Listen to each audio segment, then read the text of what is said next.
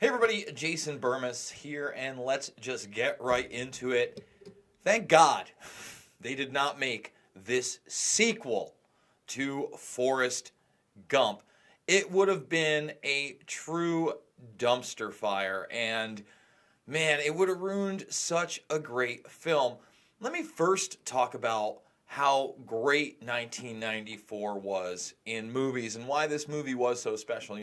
I was a teenager. I was 14 years old. I remember seeing this with my dad, and it had some CGI. It had some history. It really brought me some knowledge that I didn't know about. But look at the classics from 1994. Pulp Fiction, amazing movie, one of my favorites to this day. Shawshank Redemption, endurable classic. The Lion King, getting made into a live-action film right now. Forrest Gump, quiz show, highly underrated if you've never seen it. The Crow, huge cult following. Dumb and Dumber, possibly my favorite comedy of all time. Clerks, I'm a huge Kevin Smith fan. And Ace Ventura, The Mask, no slouch. Interview with a Vampire, True Lies, Speed. Then you get to the second page. Films like Natural Born Killers. I could go on and on and on. What a year for films 1994 was. But Forrest Gump was something special. And I'm going to explain to people why it was so special and why this sequel would have been absolutely awful. Some of the lowlights in this for me, and I'll explain why later, was that he would have actually been inside OJ's Bronco. Okay, maybe that could have been funny, but boy, that's a brutal double murder where a celebrity gets off. Really, it's kind of a very dark story to interject Gump in, and unfortunately to me it feels like there were a lot more dark stories that they were interjecting Gump in this sequel. Now, they canceled it due to 9/11, but the other two things that we're actually going to go into in depth are that, for instance, Oklahoma City was going to have a large part in this. He was going to be dating a woman, and she was going to be outside of the federal building, and that really struck me as kind of ugly and not what I wanted to see at all. And then on top of that, you had his son basically being Ryan White. And we'll definitely get into that. But if you don't know who Ryan White is, Ryan White was this young kid who had HIV that was all over the media, obviously died. But, Jenny dying of HIV at the end of Forrest Gump, they kind of alluded to that, but then it was absolutely recognized.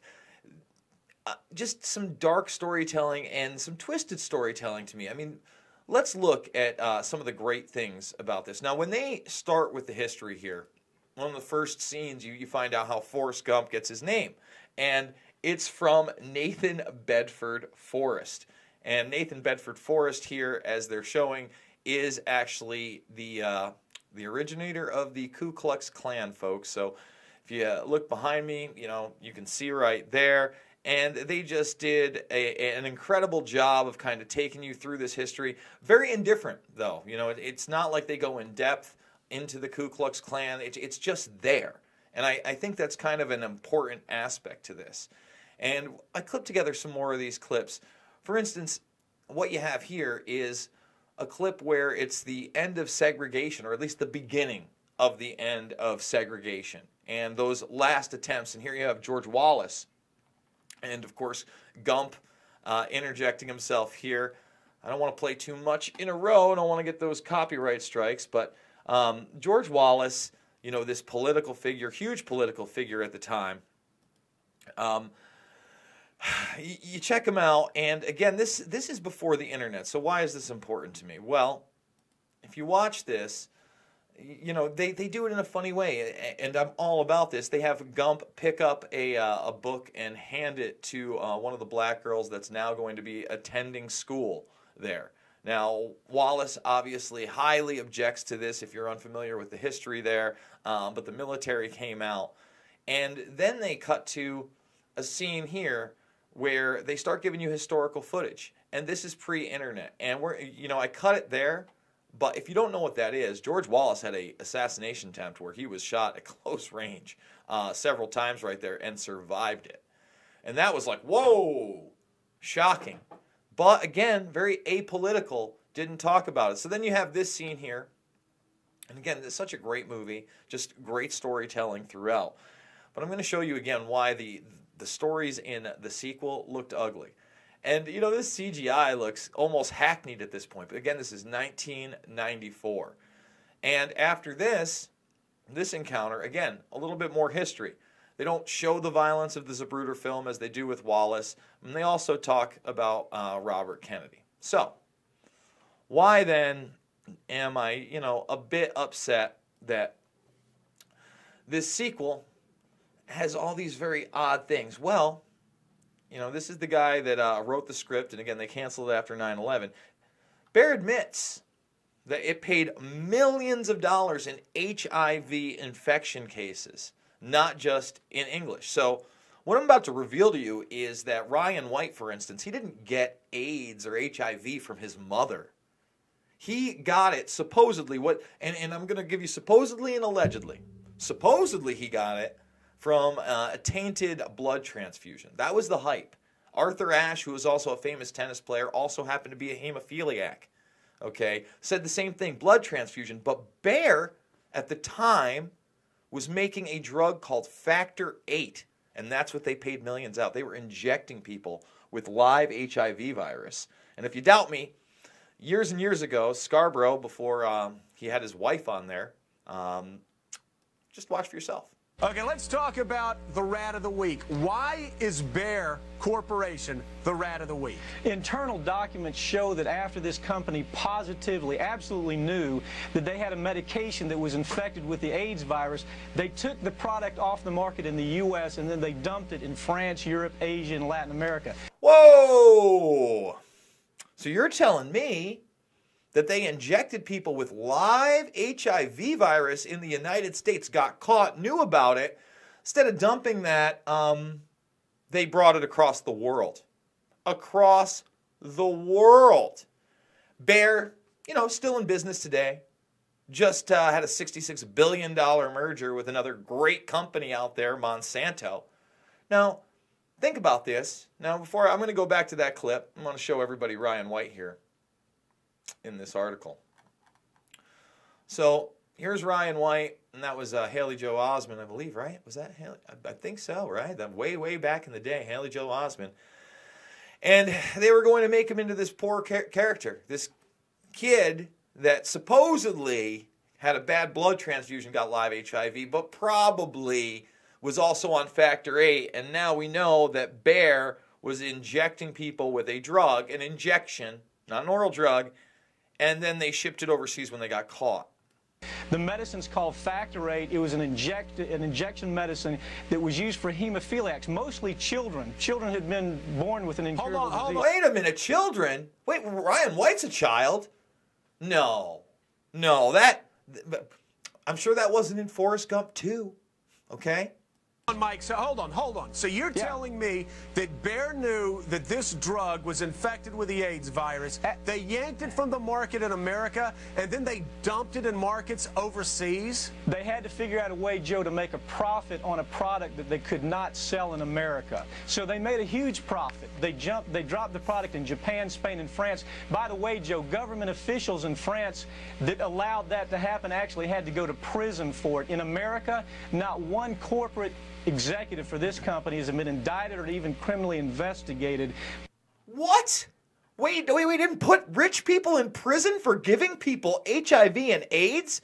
And I'd say, you know, the large majority of the public in the country has no idea about this? Think about that propaganda level in this film. Now I want to move this along to the McVeigh case. All right? So again, you know, it felt like they were going to be kind of heavy-handed with this terrorism, if you look here. And Gump's girlfriend, you know, things were going to be going well, probably after the tragedy of his son's death, because, again, Ryan White doesn't make it out alive. He doesn't make it that long at all in the public.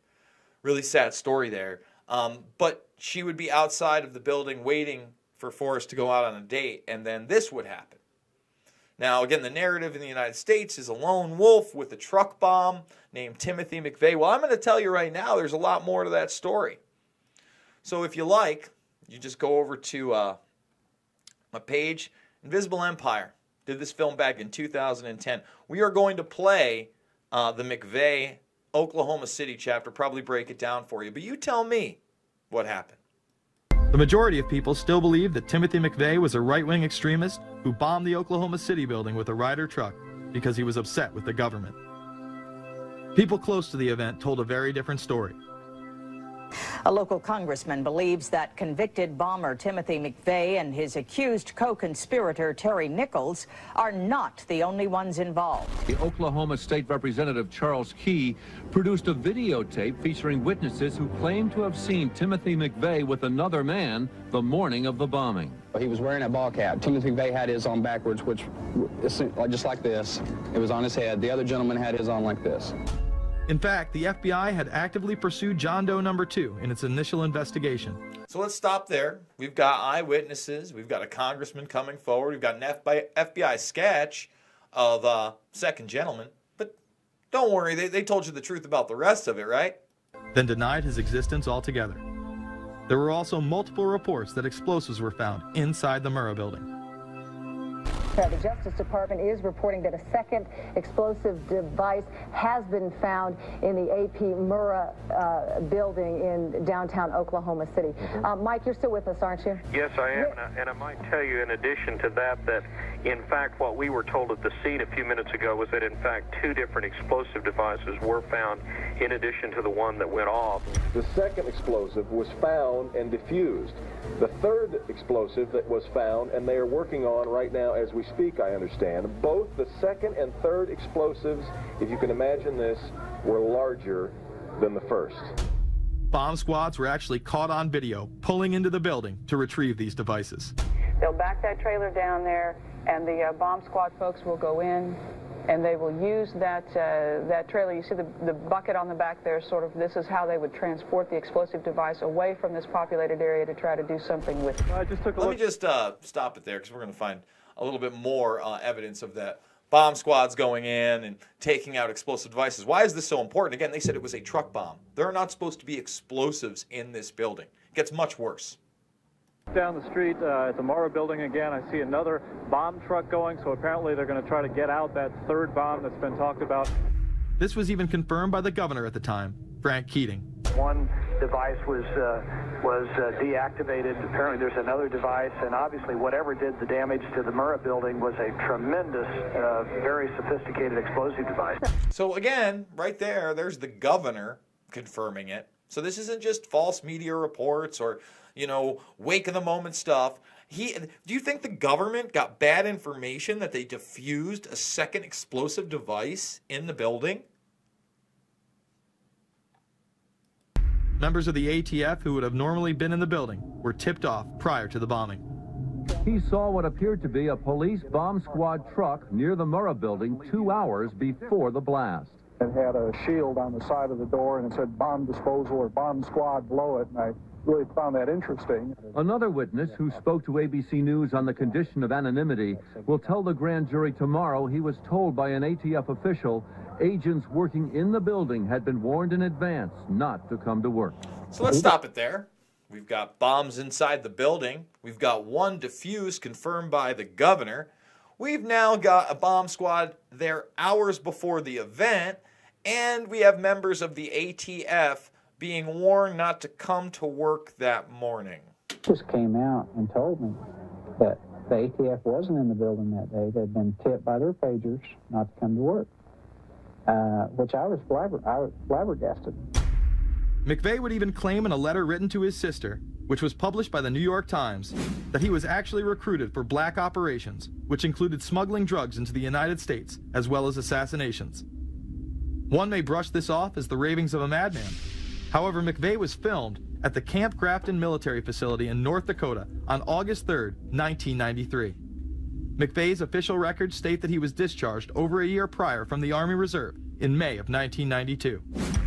Perhaps even more interesting is that Camp Grafton was specializing in training troops in explosives and demolitions at the time.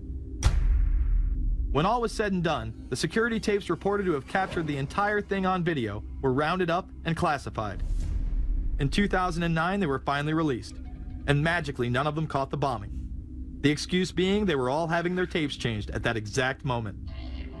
This event would be labeled domestic extremism, which was used to demonize critics of war. Let's just end it right there. I mean, check out the rest of the film. It's all free. I thank you guys for joining me. If you are not a subscriber and you came on, please hit the subscribe button, hit the thumbs up. Check out my other work over at Pulse Change and We Are Change. We're doing 4 videos a day over there. Please, please, please support my work. Guys, thank you so much for joining me. And again, I am so glad they did not make this dumpster fire of a sequel.